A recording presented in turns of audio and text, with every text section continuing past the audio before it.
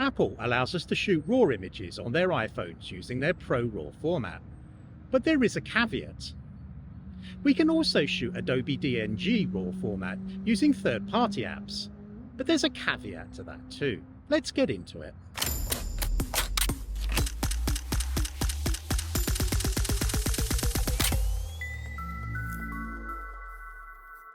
So you join me today at the Angel of the North, aka Rusty Rita, and today's video is about comparing the image quality of Apple's ProRAW format against the DNG RAW formats. Now, Apple allows us to capture the full 48 megapixels from their main camera using ProRAW.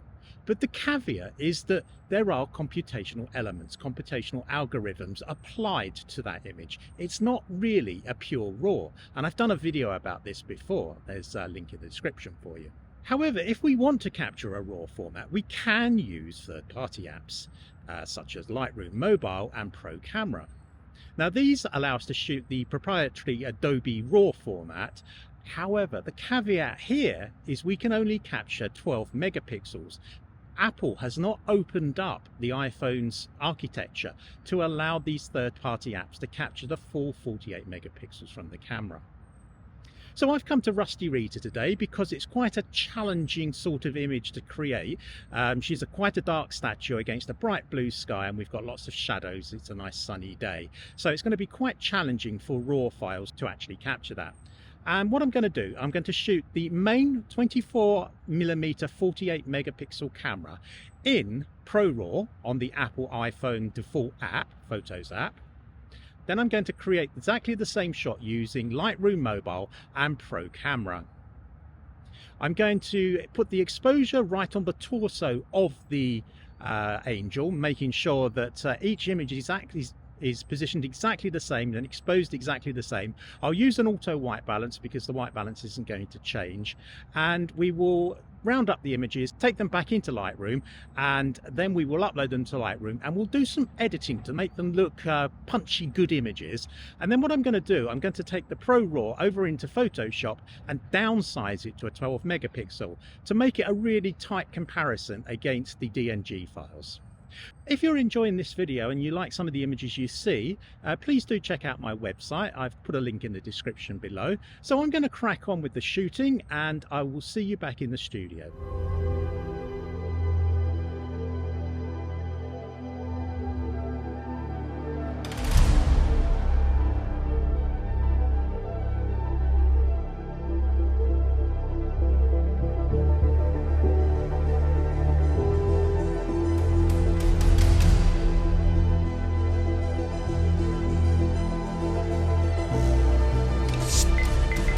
So welcome back to the studio.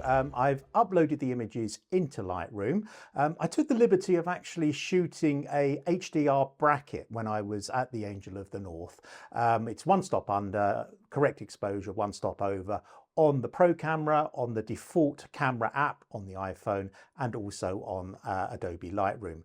The reason I did this is because last time I did a test with ProRAW, when I did an HDR merge, the whole image really fell apart. So I thought it'd be interesting to try doing HDRs and see how well they hold up in the Lightroom mobile app as a DNG, and also in the Pro Camera app as a DNG.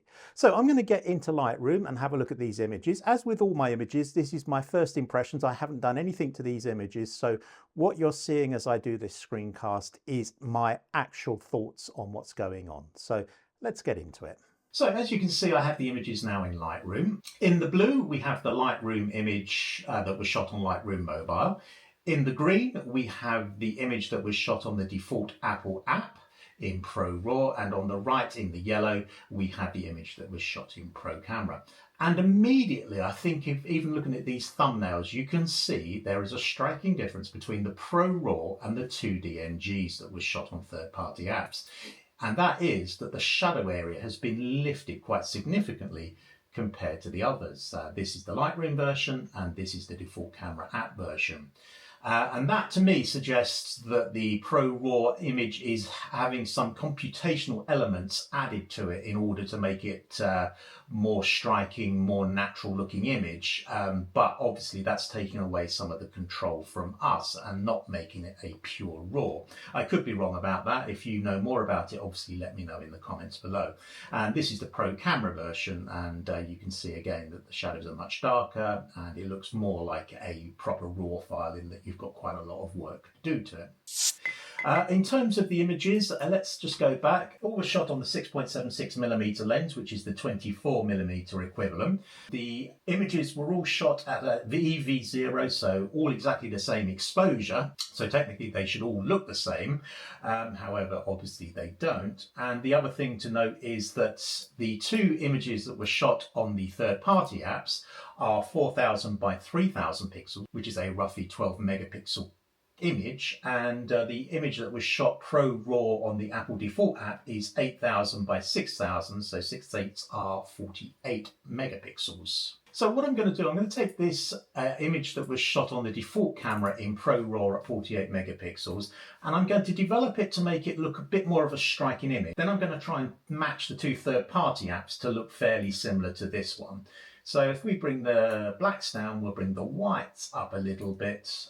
We'll bring the highlights down to bring that blue sky out, and we'll bring the shadows up to bring some more detail into that grass there. And a little bit more down on the blacks to reintroduce that contrast, and I think we'll add a little bit of clarity to it, not too much, and a little bit of vibrance to punch that sky out. And I think that looks a fairly decent image. You've got details in the shadows, you've got details in the sky, you've got lots of detail in the statue itself. So if I go to the Lightroom version, and I'm going to try and match it, but it's going to be a bit more challenging with this one. So we're already clipping on the blacks down here. So what I'll do is I'll bring the shadows up first to bring some detail, and immediately I seem to be able to get more shadow detail with less slider movement. This is something I found with the ProRAW files, is it takes quite a lot of movement of the sliders to get any movement in the actual image itself. Whereas here, just lifting the shadows, they've come up very, very nicely. That's brought the blacks down a little bit, so we'll just bring those in a little bit, and we'll bring the whites up to the edge of the histogram like that, give us that contrast. Then we'll bring down the highlights to bring in that sky again. Again, a little bit of clarity and a little bit of dehaze. That's the Lightroom version. So if we switch over to the Apple one again, I think they look broadly similar. So we'll go over to the Pro camera version, and we will do exactly the same. So we'll bring the blacks in a little bit, bring the whites up like that, bring the shadows to get that detail, and again the shadow slide just seems to be more responsive in this particular file. And then we'll bring the sky down, add a little bit of clarity, and we'll add some vibrance to it. And if we go back to the Apple version, I think we'll probably just bring the highlights down a little bit more. I think that looks pretty close. Not perfect, but pretty close. So now I'm going to take this Apple image, I'm going to right click on it, and I'm going to edit in Photoshop 2025, and I'm going to reduce the image size down to that of the other two third-party apps. So we go image size. I've checked all of these. They are shot at a resolution of 240 pixels per inch. So I will take this down to 4000 by 3000, which is pretty much the resolution of the other two. We'll click OK on that. And now if we save that, that should take it back into Lightroom. And we now have that in Lightroom. If we look in the Lightroom module here, we can see that this is now a 4000 by 3000 pixel. So let's compare this with, take the Lightroom version and put them side by side. So on the left, we have the Apple camera app. This is the downsized image, and on the right we have the Lightroom image. They look broadly similar at 100%. Let's see if we go to 200%, see if we can see any differences in them. 200% as well. And I think we can see quite clearly here, the Apple one on the left is a much smoother image. There's quite a lot of noise been introduced in the post-production of the 12 megapixel version, where it hasn't on the Apple version. So that's quite surprising to me. I thought there would be more leeway in these DNG images, but it seems like there's not. Let's go over and have a look at the Pro Camera version. So this is now the ProRes version on the left, and this is the DNG version on the right, both at 12 megapixels. And again, there's quite a lot of detail been lost in this DNG file. If I go to 200% on both of them, it really starts to show that the noise levels have increased in the Pro Camera version compared to the Pro Raw version. There really is a striking difference. I'm really quite surprised by that. So despite the computational element of the Pro Raw does seem to be a much, much better file. So I'm going to go back to the grid mode here, and I'm going to go and merge all three of these into the HDR versions. So bear with me while I do that, and I'll catch up with you in a moment. So these are the HDR versions of the Angel, and this is the Lightroom version, and it's okay. It looks a little bit grainy, a little bit noisy. Overall, the definition is pretty good. So this is the Apple version in Pro Raw. This is still an 8,000 by 6,000 image. It looks a lot more contrasty. I'm going to take that over to the develop module, and you can see that the adjustments have already been made as the HDR was processed.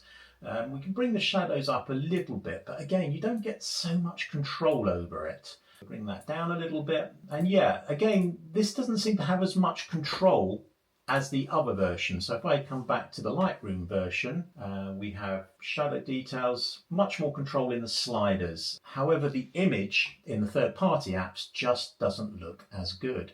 And particularly the Pro Camera one here, very, very noisy and very, very grainy. Not a great looking image when you zoom in at 200%.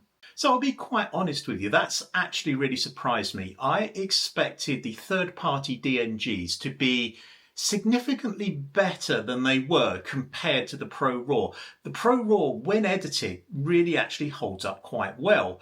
The third-party DNGs, they seem to throw in a real lot of noise, particularly in the shadow areas, in the darker areas of the image. Lots of shadow, lots of grain, lots of noise. The images do seem to break apart a lot easier than the Pro Raw files, and that surprised me. It's the opposite when you go to HDR. The Pro Raw seems to lose a lot of the control. You can't do very much editing after it's been merged to HDR. The DNGs, they still don't look great, but you can actually push those sliders a little bit more and have a little bit more subtle control over the image.